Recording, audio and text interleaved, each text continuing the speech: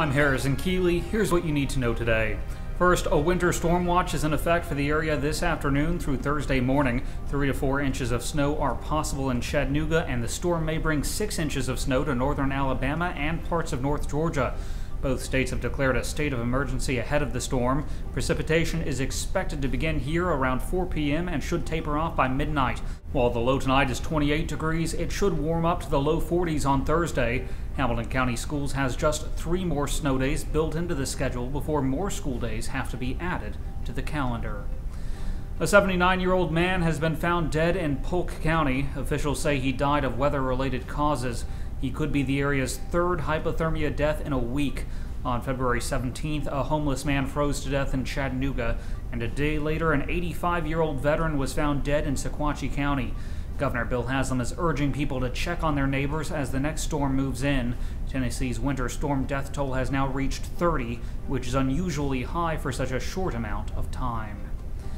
Bradley County Schools has ousted Superintendent Johnny McDaniel. The board voted 4-3 to buy out his contract. The buyout will cost taxpayers around $200,000 to continue paying McDaniel for the next 16 months. Board members have been butting heads with the superintendent for months, even though he's received strong support from the community. Chris Turner, Vicky Beatty, Diana Calfee, and Charlie Rose all voted in favor of the buyout. After the vote, the board's most senior member, Christy Critchfield, resigned and walked out in protest. A 13-year-old boy missing in Chattanooga since February 16th has been found. Emergency officials say a child was found at the Motel 6 on Lee Highway around 10:30 a.m. Tuesday. Police say Cameron Shepard may have had assistance leaving. He's run away from home before. No other details have been released. A new Tennessee bill would let teenagers in college sip but not swallow beer before they turn 21. The bill would allow underage students to taste beer they make in a brewing class. Middle Tennessee State University is one of several schools considering beer and winemaking programs. Republican Senator Bill Ketron introduced the bill and says it will help provide jobs and revenue. A Senate committee will look at the bill next week.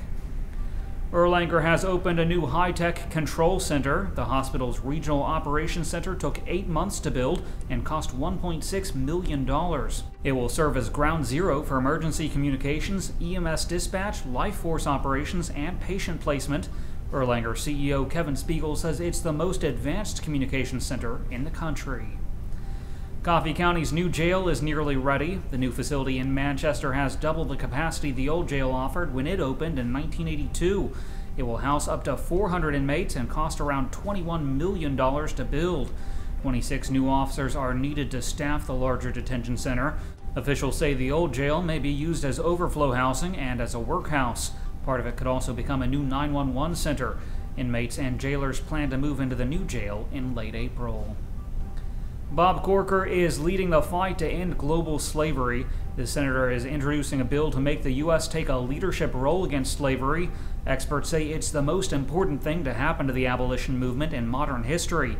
If passed, the bill would create a $1.5 billion international fund over the next 7 years.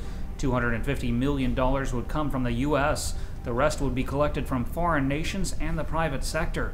The money will go toward freeing an estimated 30 million slaves across the planet by bolstering law enforcement and supporting anti-slavery organizations. That's it for today's news. Thanks for being with us. You can find more on these stories and breaking news all day long at timesfreepress.com.